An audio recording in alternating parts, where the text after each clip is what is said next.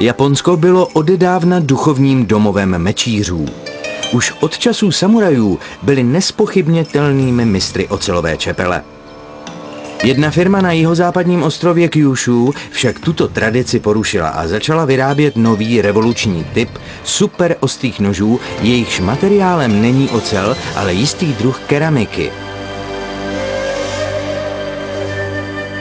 Jak to dělají? Kuchaři připravující suši jsou moderními mistry umění nože. Až donedávna byly kuchyně plné nožů vyrobených z nerez oceli.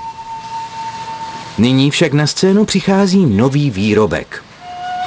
Nejenže je tvrdší než ocel, ale také nikdy nezrezavý, je odolný proti skvrnám a téměř se nedá stupit.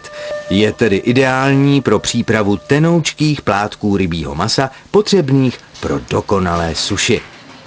K výrobě těchto neobyčejných nožů se používá nová supermoderní keramika, která je co do tvrdosti na druhém místě za diamantem. Potíž je v tom, že stejně jako je tomu s diamanty, musíte pro tento keramický materiál cestovat až na konec světa. Tedy ne tak úplně až na konec. Naše cesta nás zavedla do západní Austrálie na předměstí Perthu, kde se nachází důl Dardanap. Je 9 hodin ráno a geoložka doktorka Lorraine Crockfordová vyráží na pravidelnou prospektorskou výpravu. Nehledá zlato ani stříbro, ale oblasti bohaté na rudu. I trochu to připomíná rýžování zlata. Zkouším, kolik černého materiálu zůstane v pánvi.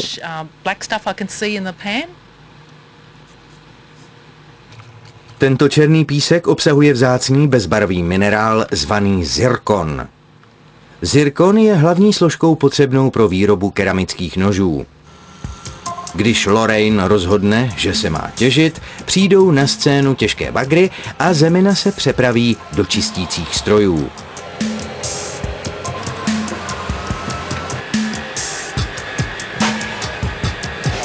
Velká vibrující plošina nejdřív odstraní největší kameny. Tento velký rotující buben pak míchá materiál s vodou a prosívá všechny zbývající kameny.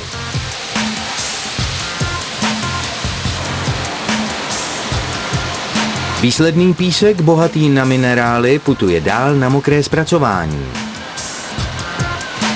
Tento závod vypadá jako kulisa z druhořadého sci-fi filmu. Ty podivné obří vývrtky však pracují na stejném principu jako pánev na rýžování zlata, jen v průmyslovém měřítku. Jak směs prochází spirálami, lehčí písek se shromažďuje na vnější straně a je odstraněn. Těžší minerály zůstávají uprostřed. Výsledkem je hustý černý kal, obsahující různé minerály. Ty se oddělí pomocí magnetických a elektrostatických přístrojů, vodní plošiny a ještě poslední vibrace. Výsledkem je téměř 100% čistý zirkon, připravený k transportu do celého světa. Zirkon putuje do Číny, kde je dále zpracován na oxid zirkoničitý, než dorazí do starobylého japonského města Sendai. Tato továrna patří firmě Kyocera, přednímu světovému výrobci keramických nožů.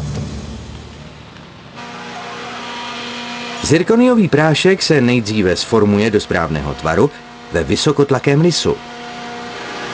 Pod tlakem téměř 300 tun je prášek slisován na polotovar ve tvaru nože. Tyto polotovary jsou nesmírně křehké a při sebemenším úderu se mohou roztříštit. Jako každá keramika se tedy musí vytvrdit v ohni.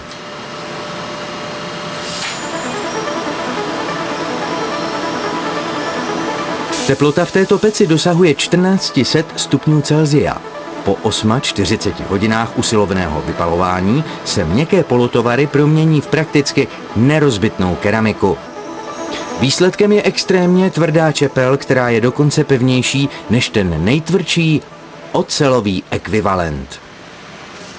Ještě s ní však suši řezat nemůžete, protože nože jsou dosud tupé. Při broušení nožů se firma Kyocera spoléhá na umění tradičních řemeslníků. Seznamte se s mistrem Satuem. Zde v malé dílně na kraji města mistr a jeho pomocníci brousí nože ručně.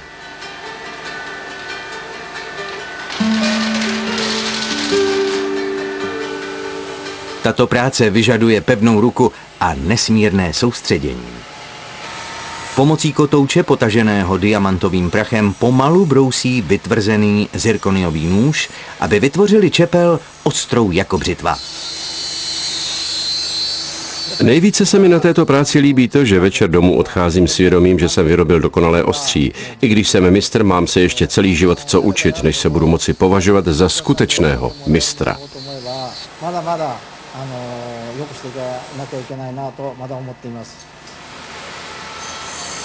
Choulostivé povahy by teď měly raději odvrátit zrak a vy, děti, pokud se díváte, prosím, následující věc doma nezkoušejte. V pravém, maniakálním stylu samurajů zkouší mistr Satu ostrost nožů sám na sobě. Dokonalý nůž nejspíš pozná podle toho, že mu upadne palec. Zatímco si mistr Satu a jeho pomocníci obvazují prsty, nože se vrací do továrny, kde do nich laserem vypálí obchodní značku firmy Kyocera. Japonské úřady si uvědomili, že super ostré keramické nože představují potenciální bezpečnostní riziko, jelikož teroristé by je mohli propašovat přes letištní detektor kovů. Aby se tomu zabránilo, do keramiky se přimíchává dostatečné množství kovu, který spustí alarm. Následují ještě 2 další testy. Zkouší se, jestli je ostří dostatečně pevné a jestli dokáže proříznout telefonní seznam, kdyby bylo třeba.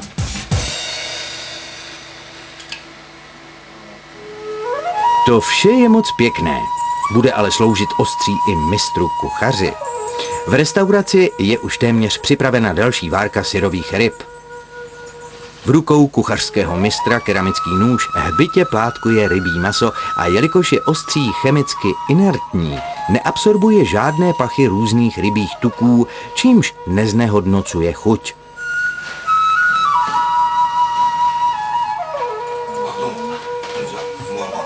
Jen doufejme, že hosté v jídle nenajdou kus nechtu.